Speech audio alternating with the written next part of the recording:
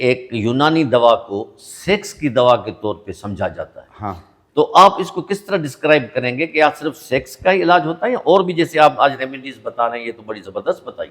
देखिए असद साहब, मैंने आपको एक बात कही कि मेरे पास तकरीबन 80 पेशेंट्स होते हैं, लेकिन मुख्तलिफ होते हैं। मुख्तलिफ होते मुख्तलिफ जोड़ों के दर्द वाले भी हैं, वज़न कम करने वाले भी हैं, वज़न बढ़ाने वाले भी हैं, बालों के भी हैं, चेहरे के भी हैं, हैं। बिल्कुल। तो पेट के अमराज के भी हैं। इसमें सेक्स कहाँ आ गया? सेक्स का बिल्कुल। ठीक है, हर मर्ज़ के लिए होता है।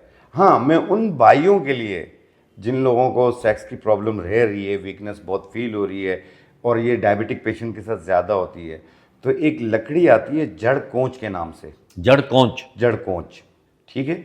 इसे साफ करके बारीक पाउडर बना लें, आधी चाय वाली चम्मच एक गिलास दूध में मिला के एक टाइम पी लें आप रात को। आप देखिएगा कि आप खुद कहेंगे कि आपकी हैरत अंगेज तौर पे आपके अंदर ताकत में इजाफा होगा, सेक्सुअल पावर बढ़ जाएगी। एक ये चीज़ कोशिश किया करें, वॉक किया करें और जहनी एंजाइटी ना लिया करें। जितना टेंशन लेंगे उतनी वीकनेस बढ़ती जाएगी।